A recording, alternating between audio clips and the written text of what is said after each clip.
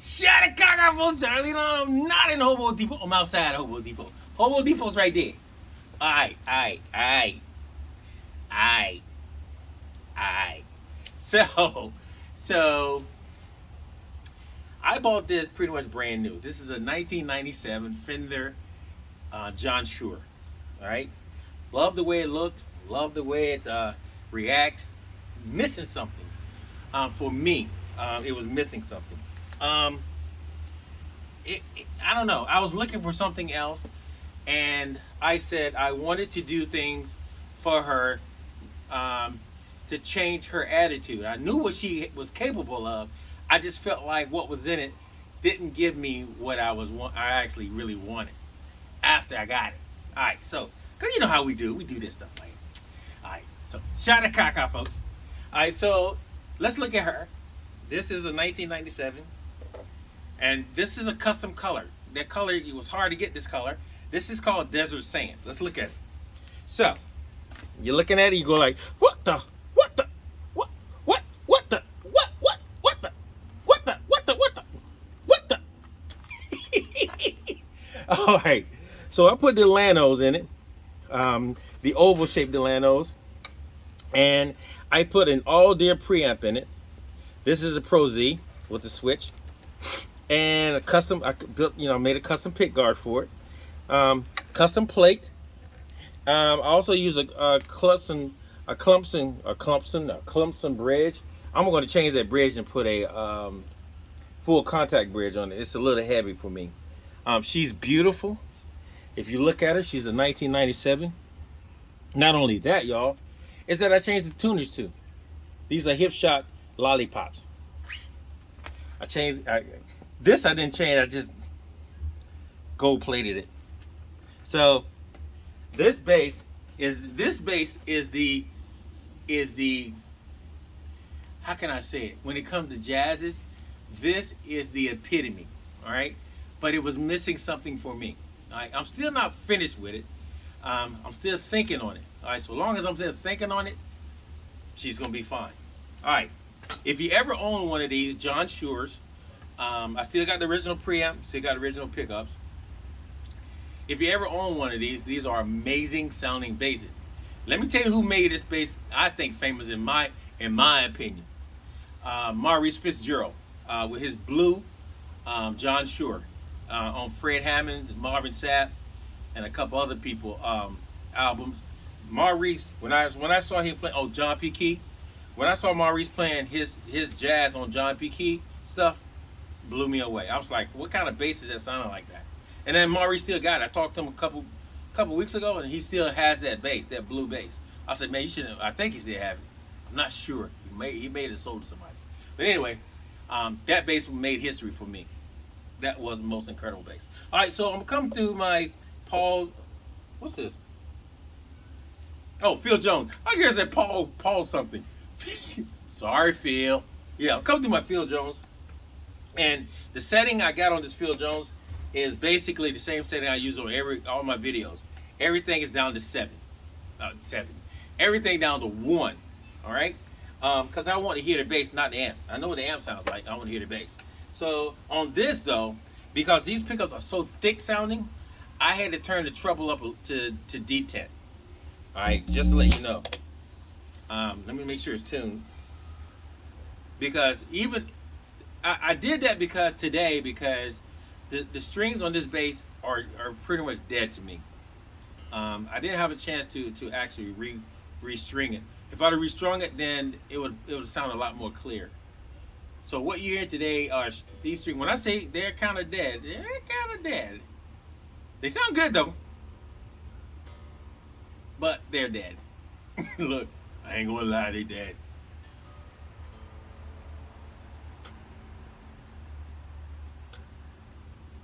So, my tuner's in the wrong joint. Okay, there we go. There we go.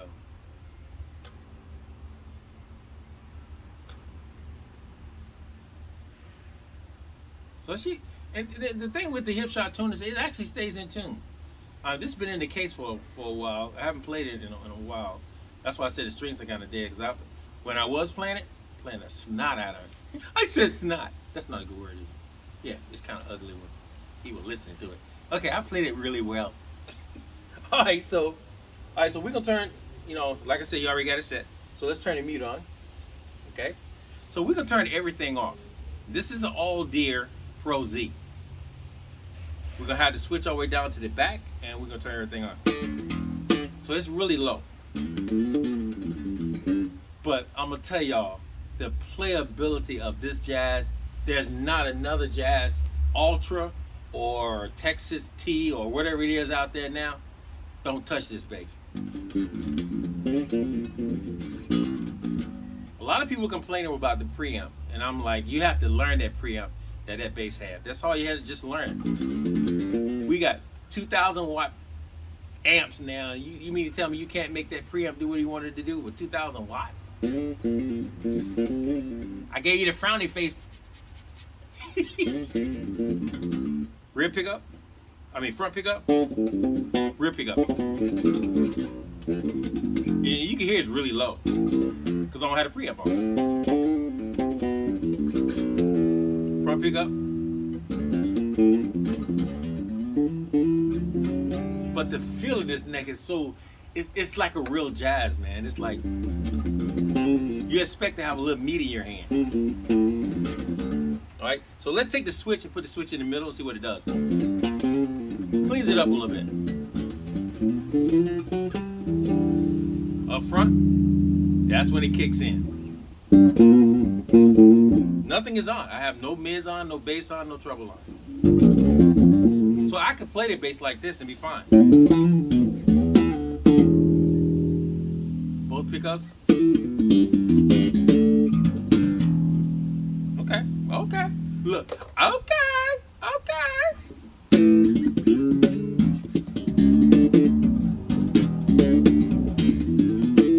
Now, why do I like the Deleno pickup so much?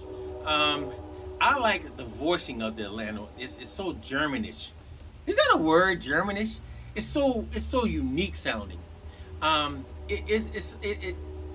It has its own language, like it's German, so it speaks to me Germanish, and it's just so beautiful sounding. It has good thick bottom tones. The highs are really clear, popping. They're not aggressive. I don't like anything that's over aggressive. Like the highs on this pickup. I call it the egg. They got another name for it. Okay, so now let's go and turn let's turn mids, high mids on.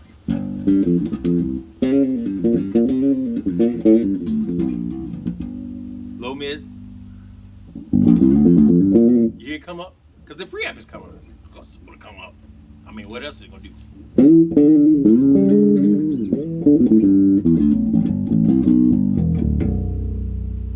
Even when the string's dead, I can still hear that bear growl underneath on that beat.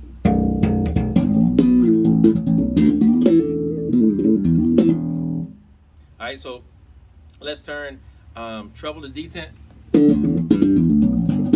All right, so you're not gonna get aggressive head cutting treble. I don't want that.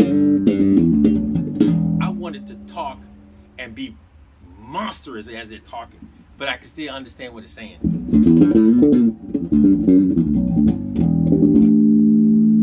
All right, so let's turn the treble to 3/4. Yeah. Now, listen, you guys got to hear what's going on with this. Now, I could put switches in this thing, and it would make it do amazing things. I didn't want to switch it. I wanted to hear the pickups. That's all I wanted to hear. I just want to hear the pickups in their natural state.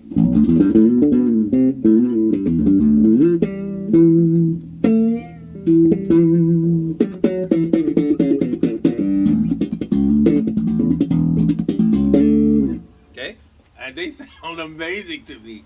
All right, so we're gonna turn the high mids to just like 3/4. You hear the knuckling and the strength of these pickups.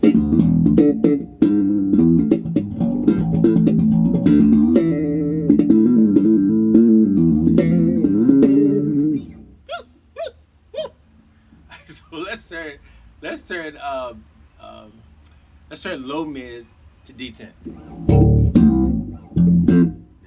This is what I love for fingering and stuff, and that low.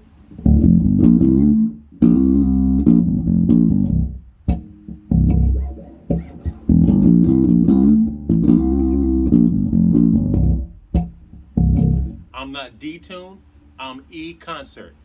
And listen at the quality of these pickups.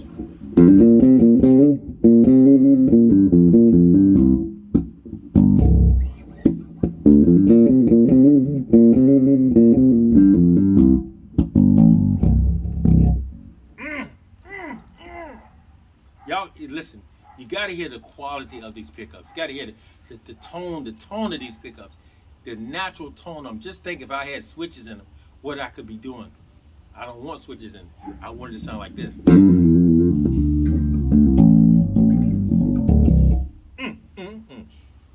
All right, so let's turn high mids to 3/4.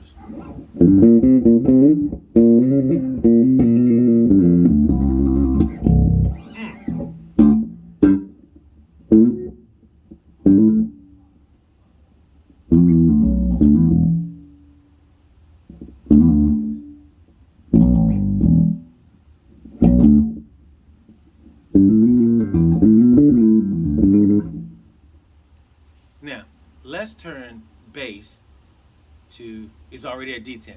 I don't want to go past that. Why? Because it's so, the preamp is so powerful, and I have the amp turned way down, and I don't really need to. You guys need to hear what this bass sounds like without me turning all this bells and whistles up. It's just like the treble is, right now is on 3/4. I shouldn't have to go all the way to the top to make it sizzle and cut people's heads off. I already know I can hear it, and the amp is in front of me. Listen to what I'm saying. This amp is in front of me. It's not behind me where I can hear it. It's in front of me where it's thrown away from me. And listen what you're hearing. Listen to what you're hearing. So let's go to rear pickup. Listen at that.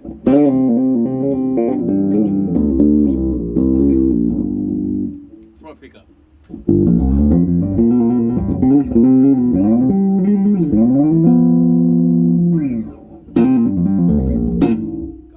And the strings are dead. Both pickups.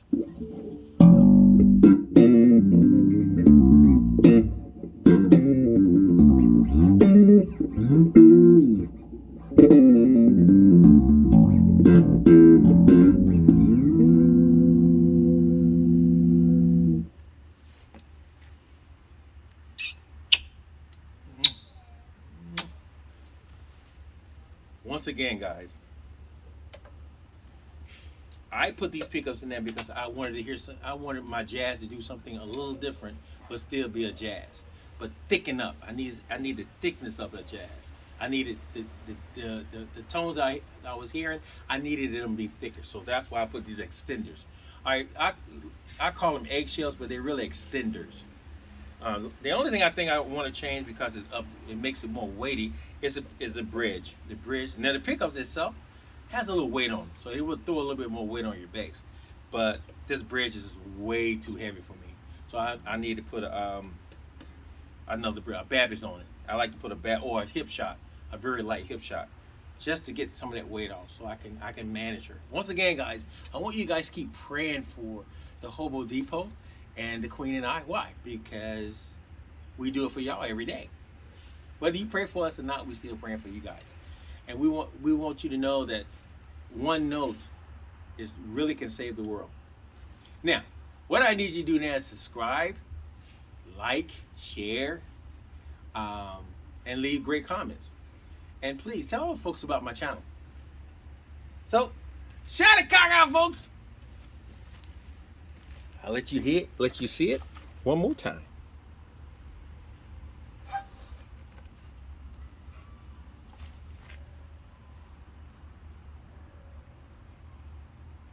Beautiful.